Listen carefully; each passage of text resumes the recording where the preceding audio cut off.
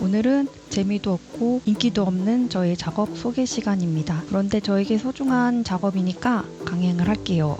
지금 화면에 보이는 이미지는 제가 감정을 주제로 그린 드로잉이에요. 감정은 사람을 앞으로 나아갈 수 있게 만들어주는 좋은 원동력이 되기도 하죠. 인간 생존에 꼭 필요한 요소라고 생각합니다. 그런데 간혹 과도한 감정은 사람에게 독이 되기도 하죠. 저도 기분장애를 겪어보고 또 감정 때문에 너무 힘든 시간을 보낸 적 많이 있어서 과도한 감정이 얼마나 사람을 힘들게 하는지 잘 알고 있어요. 그렇기 때문에 그래서 그런가 제가 감정적인 사람임에도 불구하고 감정적인 걸 매우 싫어해요. 그래서 과도한 감정적인 드라마를 좋아하지도 않고 잘 보지도 않아요. 또 그런 상황도 이해가 안 가고요. 그런데 우습게도 이 작업들을 했을 당시에는 저는 참 감정적인 상태였습니다.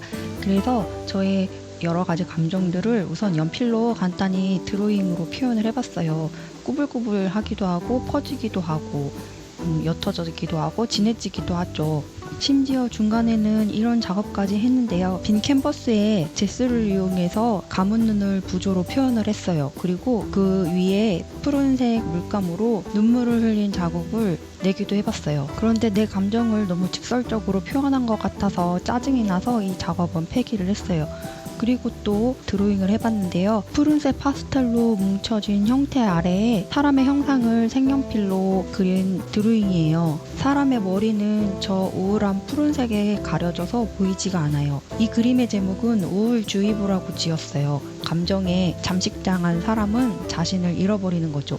이 드로잉에서 아이디어를 얻어서 곧바로 두 번째 드로잉을 했어요. 이 알록달록한 건 다양한 감정을 표현한 거고, 그리고 그 밑에 있는 사람은 조금 더 간략하게 해서 감정에 장식당했다는 의미만 부각하기로 했어요. 그리고 그 감정의 크기에 따라 잠식당한 사람의 형상은 많이 보이기도 하고 적게 보이기도 해요. 이렇게 제가 생각하는 감정에 대해서 몇 가지 드로잉을 하고 이걸 조금 더 단단한 작업으로 옮겨보기로 했어요.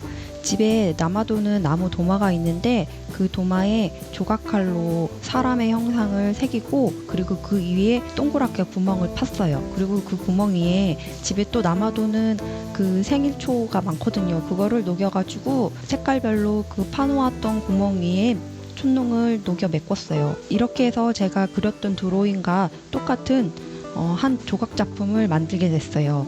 저는 적당한 감정은 사람의 생존에 도움이 되지만 그 감정이 과도할 경우엔 그 사람의 본연의 모습이 사라질 정도로 사람을 해칠 수 있다는 생각을 가지고 작업을 했어요. 그건 저의 경험에서 느꼈던 생각들이었고, 이 작업을 통해서 더 이상은 제 스스로가 감정에 잠식당하지 말자라는 다짐을 표현한 것이기도 해요. 오늘은 이렇게 귀엽고 훌륭한 저의 작품을 소개했습니다.